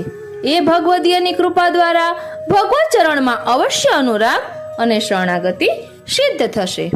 શ્રી હરિરાય ચરણે શરણાગતિની પ્રાપ્તિ માટેની આજે શૃંખલા આપી એમાં અવતાર દશામાં પ્રભુ સાક્ષાત પોતે શરણાગતિ સિદ્ધ કરે, પ્રભુની અનવતાર દશામાં શ્રી મહાપ્રભુજી શરણાગતિ સિદ્ધ કરે, શ્રી મહાપ્રભુજીની પરોક્ષ સ્થિતિમાં આપશ્રીના ગ્રંથો દ્વારા શરણાગતિ થાય.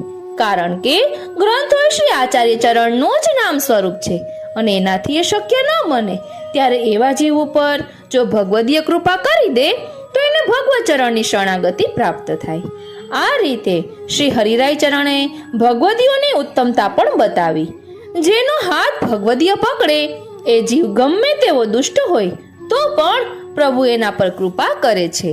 રસખાનજીના પ્રસંગમાં આપણને એના દર્શન થાય છે.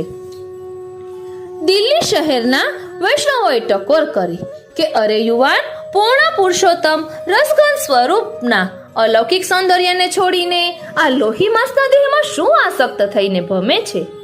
જો રસઘન સૌંદર્ય કોટી કંદર્પ લાવણ્ય સ્વરૂપ તો આ ચિત્રજીમાં બિરાજે છે. ભગવદીઓની કૃપા થઈ અને રસખાનજીનું મન બદલાઈ ગયું. લૌકિક આસક્તિ તત્કાલ છૂટી ગઈ અને ભગવત ચરણમાં ગતિ અને રતિ થઈ ગઈ. પ્રયાગમાં કથા શ્રવણ માટે ઘર છોડીને આવેલા અંબાલાના દિનકરદાસ ઉપર કૃષ્ણદાસ મેઘનની કૃપા થઈ.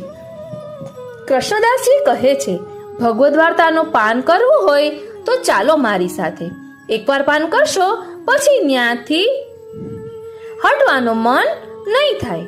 એવા વાકપતિના ચરણારવિંદમાં તમને લઈ જાઉં અને દિનકરદાસ શેઠ શ્રી મહાપ્રભુજીના ચરણનો દ્રઢાશ્રય કરીને જીવનભર આપના મુખારવિંદથી પ્રકટિત વેણુ ગીત પુને યુગલ ગીત કી રસ બરખા બરખાઈ એનું પાન કર્યા કરતા.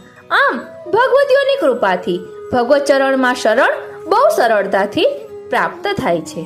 એ કહી કહેવાનું કે શેઠ દિનકરદાસનું લીલામાં નામ મન આતુરી છે.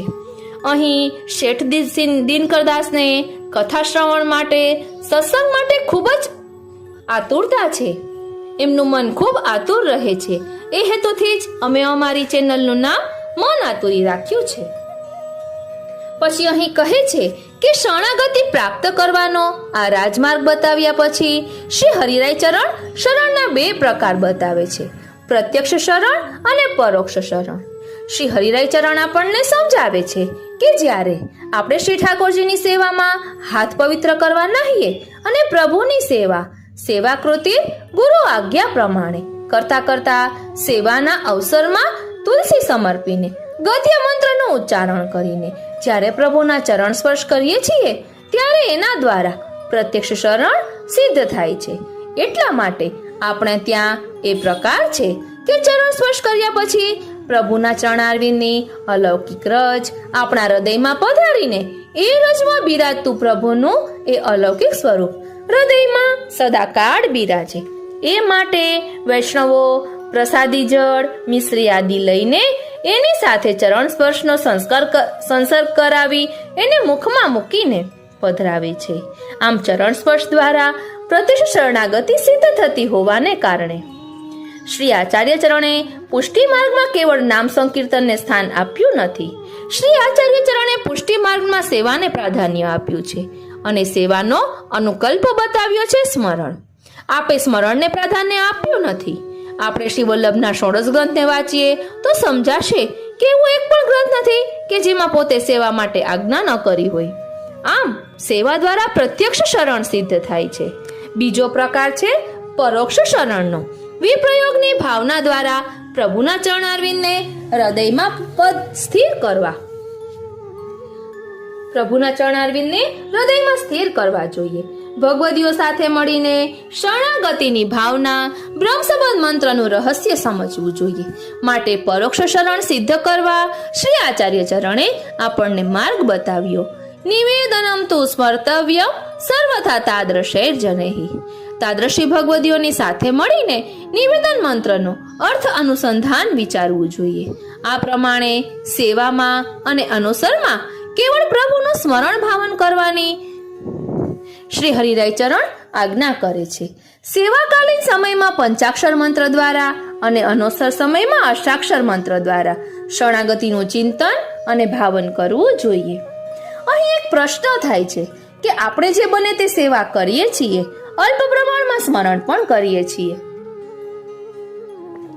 અને છતાંય કેમ શ્રી પ્રભુના ચરણારવિંદમાં આશ્રય છોડીને ચરણારવિંદમાં શરણની દ્રઢતા થતી નથી? મન વારે વારે લૌકિક બાબતો મેળવવા માટે પ્રભુનો દ્રઢ આશ્રય છોડીને અન્યાશ્રય કરવા દોડે છે. પ્રભુમાં શ્રી મહાપ્રભુજીમાં આપણા વિશ્વાસની દ્રઢતા કેમ રહેતી નથી? શ્રી હરિરાય ચરણ એનું એક જ કારણ આપે છે. દુસંગ એવો ભયંકર છે કે આપણા શરીરની દ્રઢતાને તે હચમચાવી મૂકે છે. દુસંગ થવાના 3 કારણો આપ બતાવે છે. આપણી આજુબાજુ રહેતા લોકો સંસાર આસક્ત બન્યા છે. સંસાર આસક્ત બનવાના પરિણામે આપણે અંતર્મુખ નથી, પ્રભુની સન્મુખ નથી, આપણે બહિર્મુખ થયા છીએ. બહિર્મુખનો સાદો સીધો અર્થ એટલો જ છે કે પ્રભુના સેવા સ્મરણ છોડી દુનિયાવી આનંદ લેવા દોડવું. ભગવત સેવાના સમયમાં સેવા છોડી લૌકિક તુચ્છ વાસનામાં સમય નિર્ગમન કરવું. પ્રભુના શ્રવણ કીર્તન સ્મરણ છોડી લૌકિક વાતોમાં મન પરોવીને જ રાચવું. આ બધા બહિર્મુક્તાના લક્ષણો છે. આવી બહિર્મુક્તા થવાનું કારણ અન્ન દોષ છે.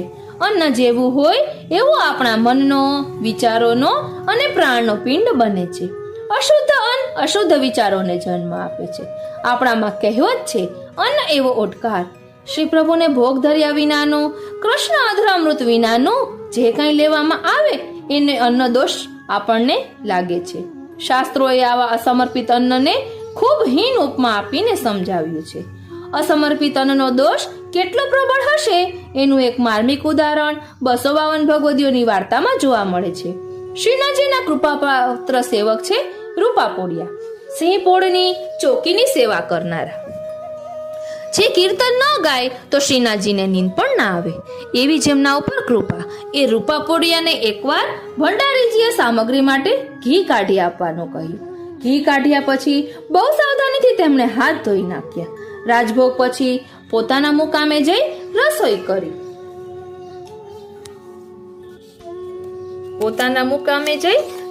કરી. ધ્વજાજીને ભોગ ધરી પ્રસાદ લેવા બેઠા. દાળના પાત્રમાં આંગળીઓ બોળી. જમણા નખના અંગૂઠાની બાજુમાં શ્રીનાથજીને આરોગવાના અસમર્પિત ઘીનો એક સૂક્ષ્મ કણ ચોટી રહ્યો હતો. જેમનું એમને ધ્યાન નથી. ગરમ દાળમાં હાથ બોળતા ઘીનો કણ એમાં વિઘરી ગયો. બિલકુલ બેધ્યાન સ્થિતિમાં એ કણ તેમના મુખમાં મુકાઈ ગયો. એ ઘી પેટમાં ગયું. એનું પરિણામ એમના માટે એટલું બધું તો દુઃખદ આવ્યું કે જ્યારે એમનો દેહ છૂટી ગયો ત્યારે એમનો જન્મ શ્વાન યોનિમાં થયો. અપ્રસાદ અસમર્પિત ઘીનો એક સૂક્ષ્મ કણ અજાણતા પેટમાં જતા જો આવા મહાનુભાવ ભગવદીયને પણ શ્વાન યોનિમાં જન્મ લેવડાવે તો અસમર્પિત ન લેવું જોઈએ. એ જાણીને એ સમજીને એની વાતો કરતા કરતા બીજાઓને ઉપદેશ આપતા આપતા હોશથી બજારમાં લારી ઉપર ઊભા રહીને લપકારા મારતી જીભના સંતોષ ખાતર ગમે તેવા મલિન ભ્રષ્ટ પદાર્થો હોશે હોશે આપણા પેટમાં પધરાવીએ તો આપણા હવે પછીના જન્મો કેવા હશે એનો ઘડીવાર વિચાર કરજો. શ્રીનાથજી. અનેક ભગવદીઓ અને વૈષ્ણવોના સાનુભાવની વાત છે કે જ્યારે આવું અસમર્પિત ભક્ષણ છોડીને પ્રભુને ભોગ ધરેલું લેવા લાગે છે ત્યારે એમની આ બુદ્ધિ આપોઆપ ભગવત ચરણમાં અનુરાગી બને છે. જ્યારે આવું સમર્પિત છૂટી જાય છે અને અસમર્પિત લેવા લલચાય છે ત્યારે બુદ્ધિ ભ્રષ્ટ થઈને બહિર્મુખ બને છે. માટે શ્રી હરિરાય ચરણ આજ્ઞા કરે છે કે સંસારાસક્ત, બહિર્મુખ અને અન્નદોષવાળા જે દુસંગીઓ આપણી આજુબાજુ છે એ બધાનો સંગ કરીને એમના જેવા બનીને રહીએ છીએ ત્યારે આપણી શરણાગતિ સિદ્ધ થતી નથી. માટે શરણાગતિને દ્રઢ કરવા કલયુગમાં એક જ ઉપાય છે અને તે ભગવત ભક્તનો સત્સંગ કરવો. સત્સંગ વિના શરણાગતિ ક્યારેય દ્રઢ થવાની નથી એ નિશ્ચિત માનજો. શરણાગતિને દ્રઢ કરવા માટે શ્રી હરિરાય ચરણે બીજું સાધન આપ્યું. શ્રી મહાપ્રભુજીનો દ્રઢ આશ્રય રાખવો. શરણાગત ભક્ત આમ ભગવદીઓનો સત્સંગ કરી શ્રી મહાપ્રભુજીનો દ્રઢ આશ્રય રાખે તો શ્રી મહાપ્રભુજીની કૃપાથી એને અવશ્ય શરણાગતિ પ્રાપ્ત થશે. આમ શ્રી હરિરાય ચરણે પ્રભુના ચરણારવિંદમાં આપણે કેવી રીતે શરણાગતિ સ્વીકારવી અને દ્રઢ કરવી એ આપણને બતાવ્યું. શ્રી હરિરાય ચરણ હવે એક બીજો પ્રશ્ન આપણી સમક્ષ રજૂ કરે છે. આપણે પ્રશ્ન કરીએ છીએ કે જે પ્રભુના કૃપાપાત્ર જીવો છે, શરણાગત છે, જેમને શરણ સિદ્ધિ થઈ છે, એવા સેવા સ્મરણમાં રત રહેતા ભક્તો, વૈષ્ણવો, ભગવદીઓને લૌકિકમાં સંસારમાં બહુ જ દુઃખ જોવા મળે છે. જે શરીરથી રોગી હોય છે, તેમને કુટુંબનો ક્લેશ હોય છે, તેઓ આર્થિક રીતે મુશ્કેલીમાં હોય છે, તેમને કોઈ રીતે દુનિયામાં સ્વસ્થતા હોતી નથી. આનું કારણ શું? પ્રભુના કૃપાપાત્ર કહેવાય એની ઉપર જ નહીં, પ્રભુની કૃપાના દર્શન થતા નથી, જે પ્રભુને કદી માનતા નથી અને મંદિરે કદી આવતા નથી, જે કદી પ્રભુની સન્મુખ ઊભા રહીને પાઠ કરતા નથી, જે કેવળ અસમર્પિત જ ખાય છે, જે લૌકિકમાં રચ્યા પચ્યા રહે છે, એ બધા બહુ સુખમાં માહલે છે. આવું કેમ? અણસમજથી વૈષ્ણવો ઘણીવાર એમ કહે છે, આપણી પડોશમાં મોહન કાકા હતા, પેલા મેના માસી હતા, આ બધાએ આખી જિંદગી સેવા સ્મરણ બહુ કર્યા, પણ છેવટે બિચારા દુઃખી થઈ ને પહોંચી ગયા.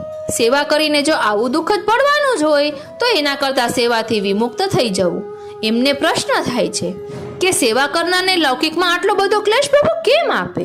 શ્રી હરિરાય ચરણ એનો ખુલાસો કરે છે કે પ્રભુના ચરણારવિંદથી આપણે દૂર ભાગી ના જઈએ, શરણાગતિ સ્વીકારવામાં આપણી ઢીલા ન પડી જઈએ, એટલા માટે એનો ખુલાસો આપે છે.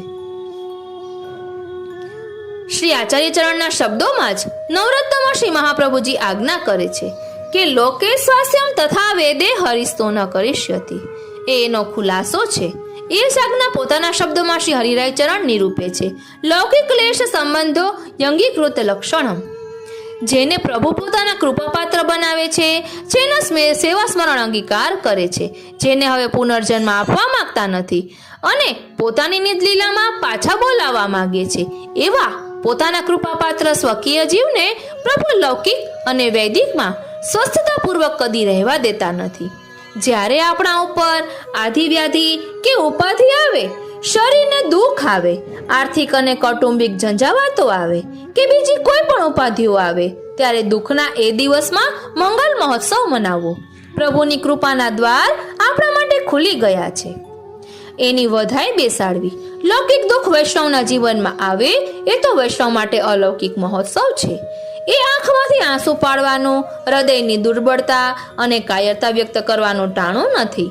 ત્યારે માનવો કે પ્રભુએ હવે આપણો હાથ બરાબર પકડ્યો છે અને હવે એમની કૃપાથી આપણે પુનર્જન્મ લેવો નહીં પડે.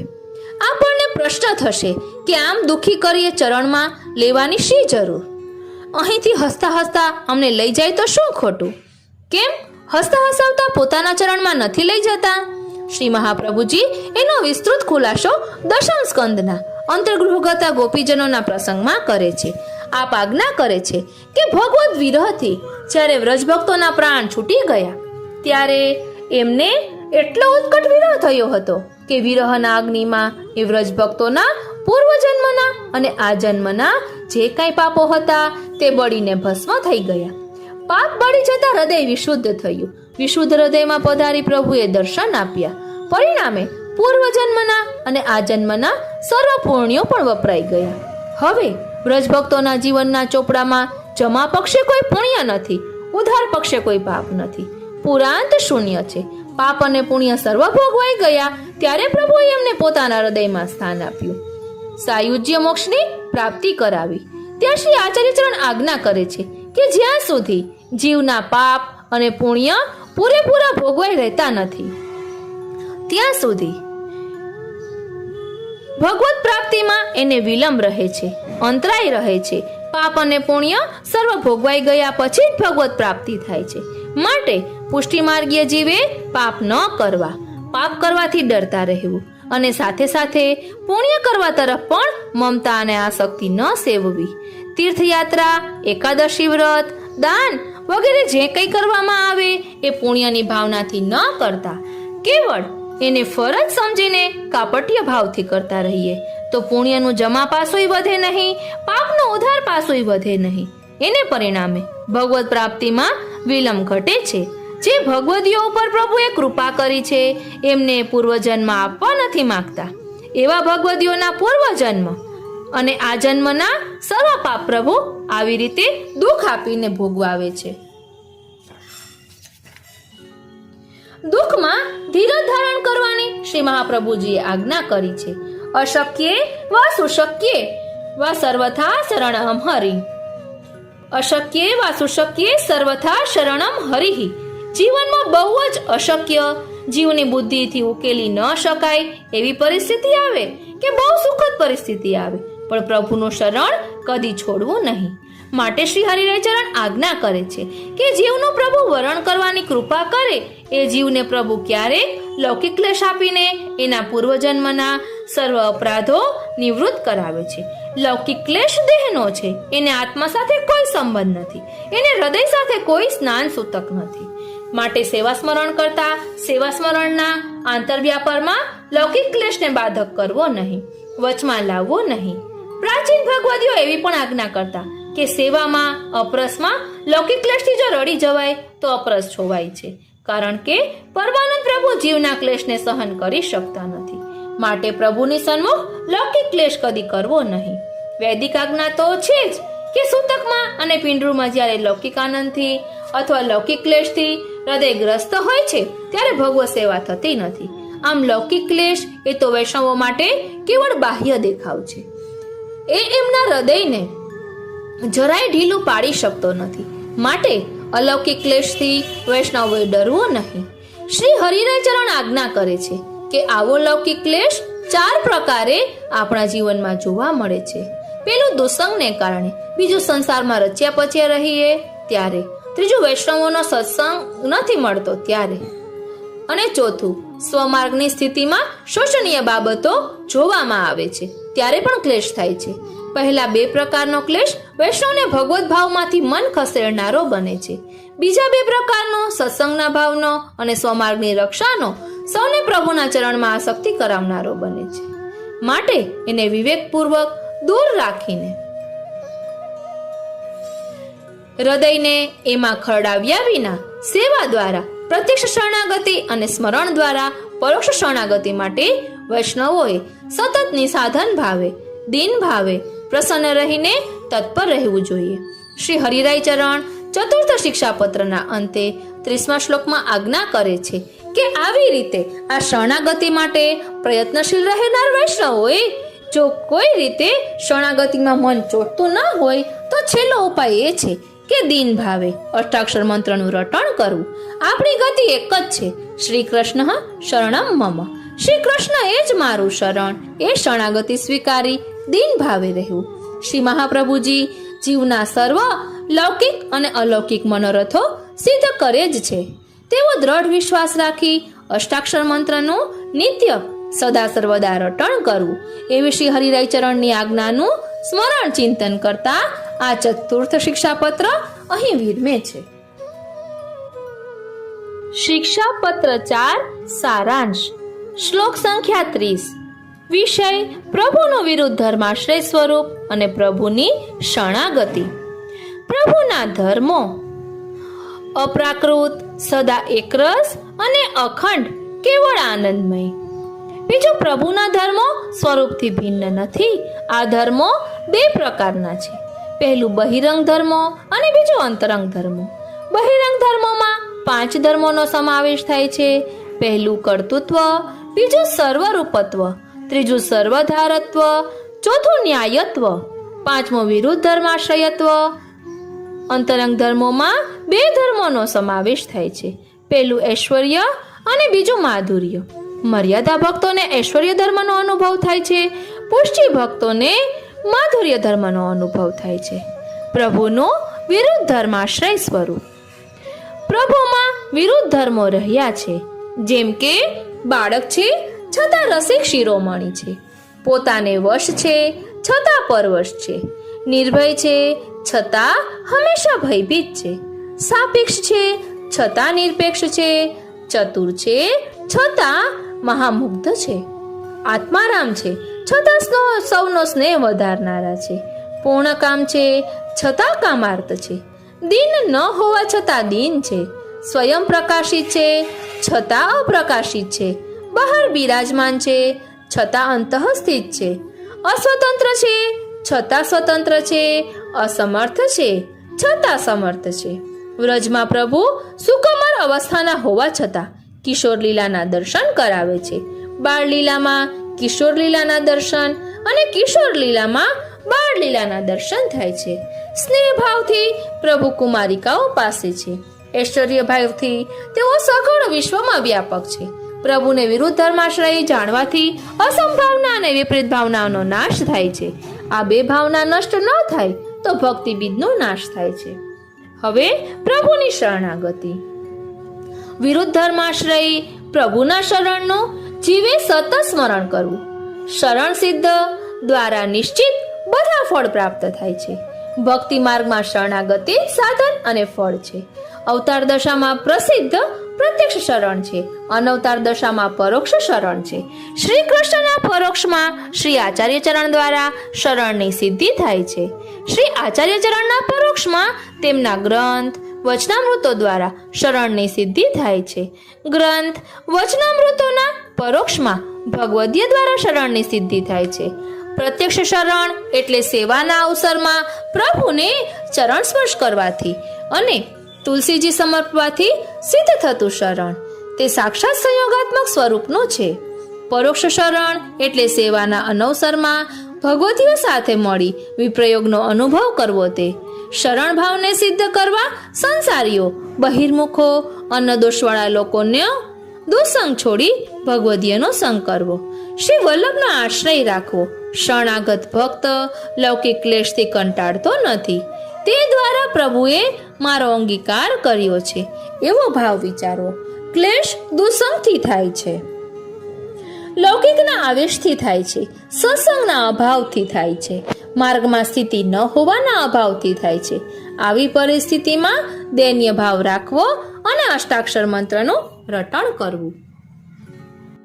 આજનો આ સત્સંગ શ્રીનાથજી, શ્રી યમુનાજી, શ્રી મહાપ્રભુજી અને શ્રી હરિરાય મહાપ્રભુના ચરણારવિંદમાં સમર્પિત કરું છું. અને શ્રી હરિરાય મહાપ્રભુજીના ચરણારવિંદમાં એ જ વિનંતી ધરું છું કે આપે અહીં પ્રભુનો જે વિરુદ્ધ ધર્માશ્રય દર્શાવ્યો છે અને શરણાગતિનો પ્રકાર બતાવ્યો છે, તે અમે પણ આપની કૃપાથી અમારા આત્મપટલ પર ધારણ કરીએ એવી કૃપા કરો. બોલો શ્રી વલ્લભાધીશ કી જય. જય શ્રી કૃષ્ણ.